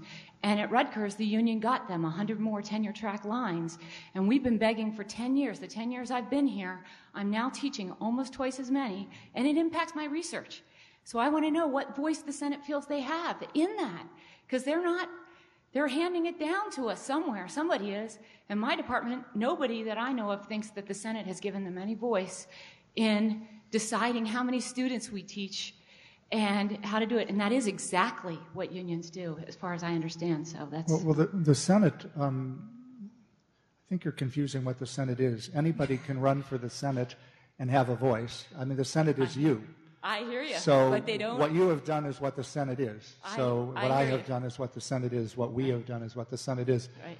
The Senate responds to management on this side, and the know. union responds to management in different ways. We're governance, though. I hear you, and I actually understand that. We're not management. I hear you, but I'm saying what the union could do is work with the Senate. It's actually very interesting that the Senate asked the union, before there is a union, to endorse this idea of backing an idea of an independent board. They think that they would be strengthened by that. And I think that's really great, because I think it would be too. I first got involved in working with the union because I thought that we would work with the Senate to make the vote better. And I just think the Senate isn't addressing these things because they have too much to do, and there is management. So all these people say, who is this? We are the university, but we don't have time to address how many students, and we don't have a voice in that. That's what the union could do separate from the Senate is really... But if the union is also us, then your time will be spent also in the union. Whether it's in the Senate or the union, it's all spent working on what we all need to work on together. So it's not less time. You could say it's a redistribution. Anyhow, I don't want to get into the discussion. Let's have some people here. I just felt I had to speak on behalf of the Senate, because this isn't about the Senate. Please. I can make some general comments. I think it was Scott who mentioned a decreasing bureaucracy, but all the colleagues that I've spoken with believe that a union would increase bureaucracy, not decrease bureaucracy. Another point is we all know that students struggle to pay tuition, and I think Gina referred to that. And we need more tenure-track faculty, yes. But the real problem is that the state does not provide us enough funding. So if the union strongly drives the university to increase the funding for our salaries, that's what it's all about, where does that money come from? Student tuition. If I might, I've looked at the collective bargain agreement at Rutgers. Some of it's good, some of it's not so good. One of the things that's not so good, since you brought up Rutgers, is that the president of Rutgers is severely limited in the amount of money that he can devote to merit raises. For example, he cannot spend more than 5% of whatever salary increase pool he might have on merit raises. So merit raises are severely restricted in that case, and it differs, of course, from place to place. As former president of the University Senate twice, I will defend it as well. It is not as strong as I would like it to be. In my experience, very rarely, although it happens, very rarely has a university president vetoed our whatever legislation, if you want to call it that, we provide. But I would also say the last time I was Senate president in the fall of 2006, the OUS system tried to severely change our retirement benefits. For example, they wanted to eliminate TIE-CREF as an option for faculty. The Senate took that as a challenge and counteracted the OUS directive. In fact, under the leadership of Joe Stone, we worked out a much more favorable retirement package than we had before that. That was the Senate's doing.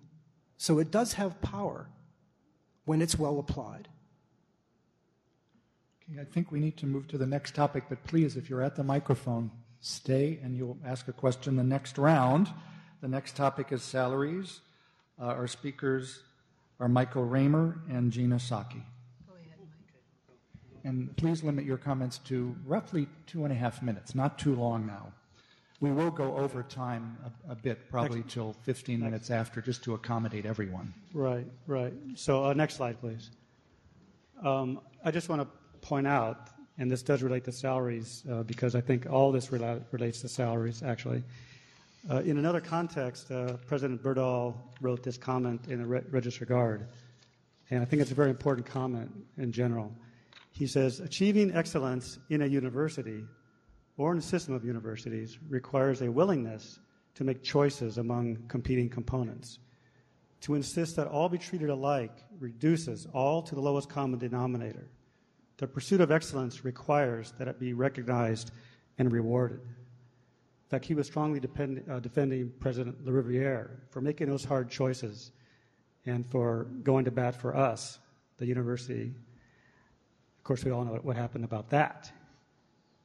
But our current interim president, who I think we all have a lot of respect for, is making a very strong statement. And I'm not speaking for him on any opinion about unions, but I think if we apply this same reasoning, to me, it's not clear that a union involving twice as many NTTFs as TTFs is the right way to go.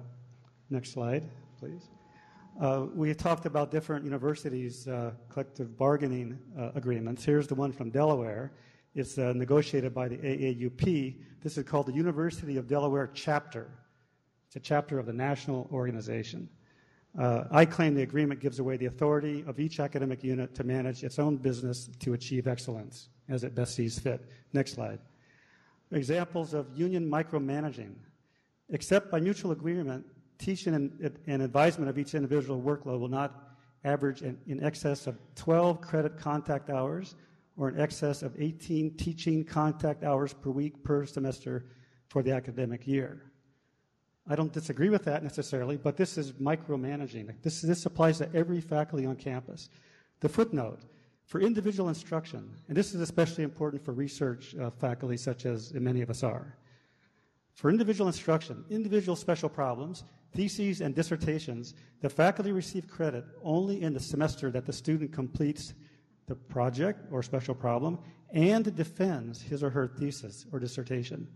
So if you work with a student for 5 years and you raise $1 million to fund that student's research, and you work with that student every day in the lab for 5 years, write papers, mentor that person, help him or her get a job, you get credit for that according to the formula only in one semester or one term here. That's insane. And again, I'm not saying that our group would do that, but they would have the power to do that. And this does not protect the interests of most research faculty, I claim. Next slide. Another example of micromanaging. Here they're specifying that each unit across the entire campus use this formula, 2.5 for merit pool, 1.5 across the board. Fine. But this takes away the power of the provost and the deans to put resources where most needed. Whatever you think, we hire these people for a reason. We hire good deans, good provosts. We have to trust them, in my opinion. We don't just fight them. Just a half minute more, please. Half a minute. Next slide. It referred on the previous slide to 2.4, which is evaluations. This says across the board for every unit on campus, performance shall be evaluated annually by the unit head. The evaluation shall not be delegated to anyone else. In the physics department, we have an elected personnel committee who's elected every year. It's about 5 or 6 people who are typically highly respected and trusted faculty. They review all of the faculty performance evaluations. They make a recommendation to the head who makes the final decisions.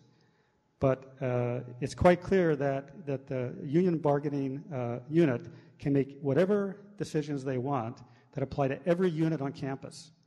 And it takes away the individual local customs and best practices. This is exactly why we oppose the state higher education board, because they don't allow the U of O to do their own thing. And a union across-the-board bargaining contract like this prevents every department and unit from doing their own local best practice. Great. Thank you so much. Gina, Psaki. And I'll just make my segue that it is the local faculty that negotiate those contracts, that make those decisions. Now, it's funny that I should be talking about salaries. That's never really been my big issue. Governance and working conditions are. But as long as I've been here, salaries have been a major beef. It's not so much the difference of salaries across campus that rankles. Everyone accepts differences among disciplines in salary, if not in teaching load. When I came in 1989, my chair's line was, our salaries are low, but our benefits package has been strengthened to make up for years without raises.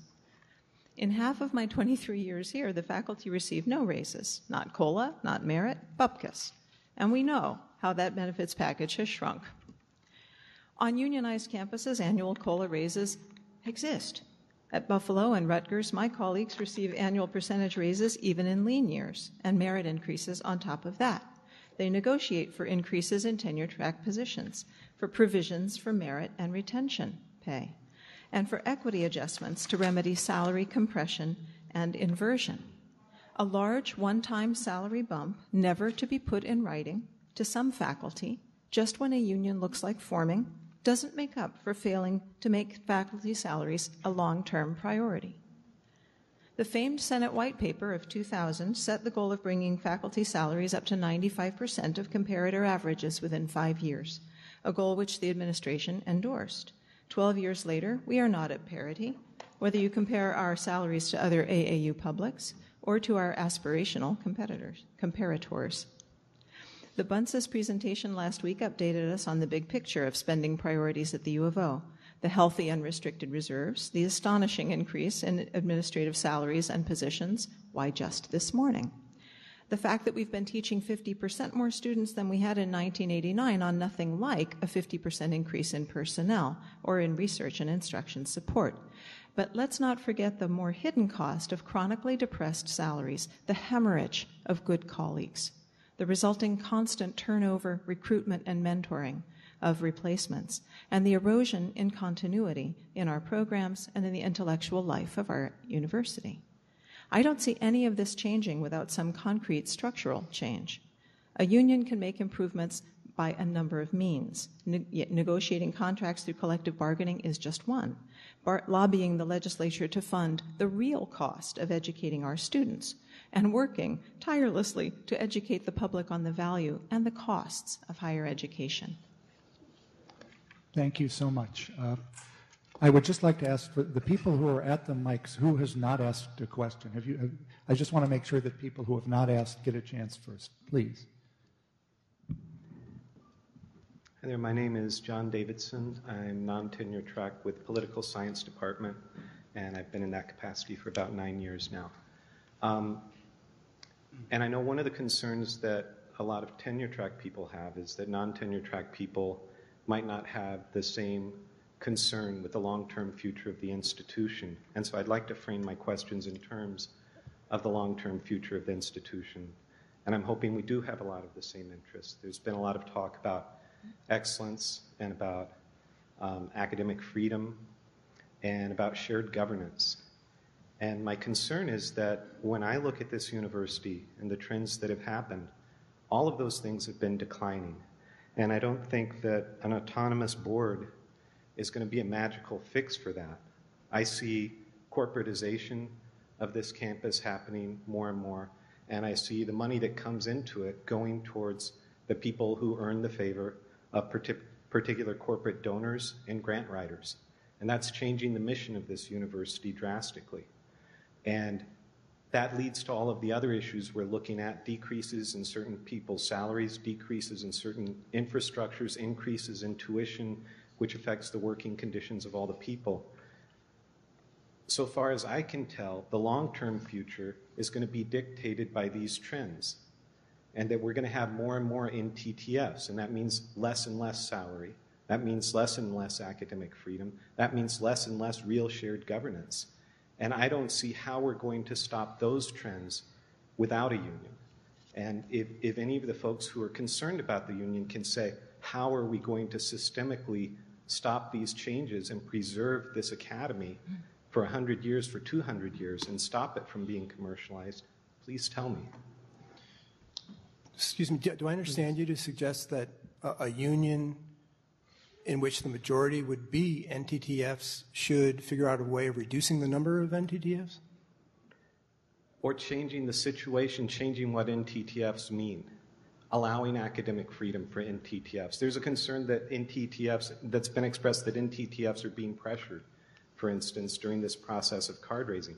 NTTFs, so far as I can tell, most of the time are scared to death that they're going to be fired for saying anything that contradicts the opinion of people who are opinion makers in their departments. That's one of the main concerns, is that there is no due process for them. And so creating a situation where NTTFs become more like what tenure-track people were, maybe not with the same salaries, but protecting those underlying values of the academy, yes, that's what I'd like to see. And I think NTTFs are perfectly capable of being that. Most of the people who are in TTFs now would be tenure-track. We've just gotten rid of all the tenure-track lines, and so now we have NTTFs filling those positions. I agree with you. I mean, in the English department, I know a number of years ago, I forget exactly how many, coalesced quite a few of the NTTF positions to create tenure-track jobs, which were then open, of course, to national searches. I think that should happen here, too. I mean, the only comment I would make is you've pointed to a lot of long-term trends that are absolutely disturbing to all of us. There's no question about it. They are, including, coming back to my earlier comments, the corporatization of the university. So the question is, and a lot of this is state disinvestment in higher education and these sorts of things. So the real question is, what can we do about it? And is unionization what's going to help us really do something about it? I am not at all convinced that the unionization is going to get us more money from the state. It's possible, when I was talking about checking with folks at other universities, it's on the salary front, it's possible that the argument is over time their salaries might be a bit higher than without the union. I think that's very hard to know, of course, and we're in a very different institutional context where, in fact, I very much doubt the union would have had the impact on our salaries that we've seen over the last year and a half. But then the question, what are the trade-offs? And the trade-offs, if for greater corporatization, is to adopt a structure that is going to corporatize us more, which I think unionization will do, and that will exacerbate or promote and solidify a hierarchy, which is exactly the kind of hierarchy it seems that you'd like to see us work against. Gina. I'd like to make a couple comments here that I think really are an umbrella for what we've been talking about. For me, in terms of, there's been a lot of issues raised, and the claim has been made that a union is really about salaries, and I think what we're hearing from the floor is that it's about many issues. I want to point out that a lot of the examples that we're looking at, we can use the benefit of these examples to make informed decisions about how we go forward. And that, in terms of flexibility, that is still open. A union does not dictate one size fits all. It helps establish a minimum. And I think it stands to reason that when we have a diverse set of people who all still share very common interests, that we can then work together to determine the best future forward. I think that the proliferation of NTTFs impacts tenure-related faculty and how they are able to function. I think putting our heads together and working together with a legal means to make changes and to influence at the state level, I think that's crucial. I think that is a huge benefit for all of us. Michael. I would like to agree with the speaker that we do have a problem at the U of O that the number of NTTFs hiring has greatly outpaced what's probably a healthy rate, and the reason probably is to save money. And in many departments, the NTTFs are not treated with the kind of respect that at least we try to afford them in the physics department. But even in the physics department, one of my very respected NTTF instructors bitterly complained that he was actually left out of the recent raise that was nicely put through by previous president, and he was unhappy about that. The truth, though, is that the original plan, I believe, was, well, it was all very strange, but as you know, but the original plan was to give raises to a very small select number of faculty. Many of the deans and department heads objected to this and said, no, you must spread those raises much farther out. They failed to convince the university leadership that certain NTTFs should also be included in those special raises. And in physics, we were unhappy about that. Hands were tied, I believe. But I think the problem is that if we had had a union involved in all those negotiations, there would have been no raises. We wouldn't have a president who had the ability on the spot to do what he thought was right and to cut loose a bunch of money to who he felt were deserving faculty. All salaries would be set annually by negotiations and so on. Okay, my Tina, understanding. I know you wanted to make a comment. I'd like to address a couple things. First of all, when we talk about perhaps saying the union, we won't be able to get more money from the state. The university is doing very, very well at the current level of funding from the state. Last year we had a $55 million unrestricted reserve amount. Now that has increased by $33 million to about $88 million. The university does have money. These are unrestricted reserves. And I think I want to emphasize again, a faculty union, we together negotiate the minimums. We do not remove flexibility. I understand that fear, and I really want to discuss that. Also, the complete set of slides for the Bunce's presentation, this was unaudited financial figures from the U of O, are online, and you can view the complete presentation. It's pretty eye-opening. Great. One more question, please, and then we'll move to the final topic. Thank you. Michael Stern from German and Scandinavian, associate professor. I want to comment on so many things, but I'll be brief. First, I want a point of textual analysis. I believe Dr. Berdahl's statement was made in the context of the University of Oregon being compared to Portland State, Western Oregon, and the like, and it was no way a statement about individual employees at the university. Second of all, I was a recipient of one of those raises, but my raise was eaten up by a benefit cut. So my question is really, how can we, without a union, keep Peter from robbing Paul on this issue, where our salary increases are met by an increasing amount of benefit cut? And my third statement, which is attached to a question, is I'm one of these people at the university that also has an ideal about the academy. I'm one of these people that works 7 days a week. And I'm really puzzled that if you are dedicated to that ideal, that if the life of the mind is your raison d'etre, how would a union prevent you from doing that? Comments, please.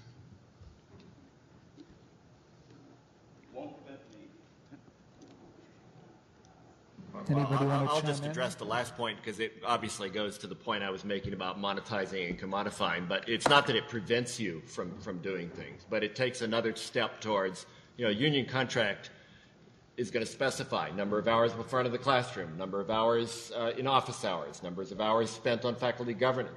This is taking things that right now we figure out in our own ways, in ways that are in consultation with our colleagues and our units in ways that make sense, and they chop it up, just the way that it's done in a factory.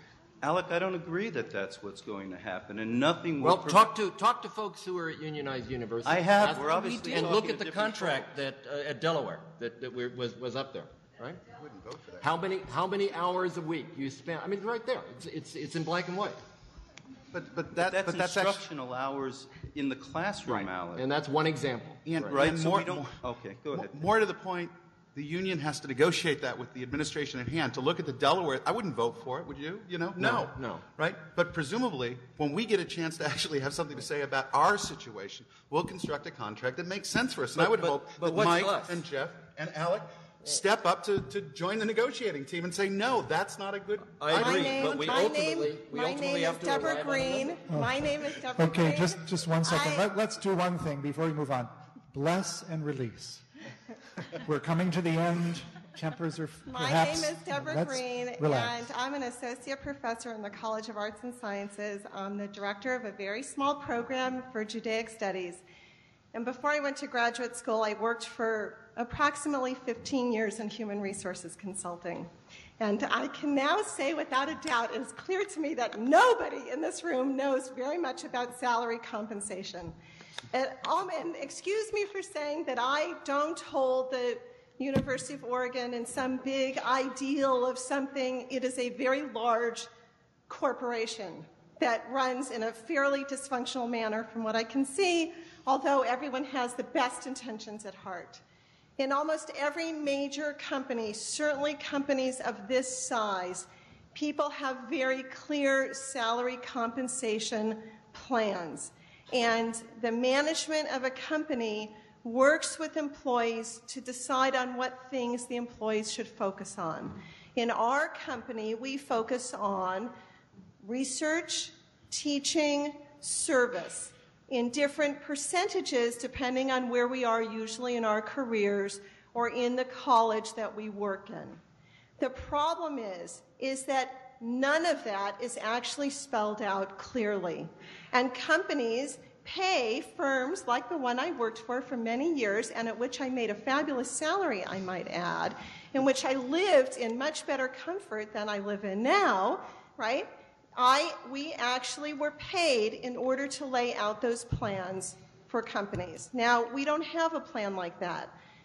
All that I can see that the union does, and the language that Michael actually put on the board, I think, was very instructive because it said upon mutual agreement. In other words, the language in that particular union statement, as far as I could see, is designed to protect employees, i.e. faculty, so that they will not feel beholden to their department head or the provost or whomever else may put pressure on them to teach more or to get more research done than they have time for or other things. It is true, at the University of Oregon, we all rely on the beneficent dictator or CEO to make sure that we are paid well. And when we're not happy, those of us who are more vocal go back to the beneficent dictator to ask for more money. Or we somehow figure out a way to shirk our service obligations in order to get more research done so that we can get merit raises. In the time that I've worked here, and I came here fairly recently. We need to move on to the last topic. Since 2003, I saw us go through one salary freeze after another. Now, it's true, I do worry that, a union may somehow put in some guidelines and strictures that I'm not totally happy with. That's true. But the situation as it stands now, I think, is really problematic because we have no voice in how those things happen, no collective voice. There's no one protecting those of us who end up doing a lot of service, right, which impinges on our teaching or our research.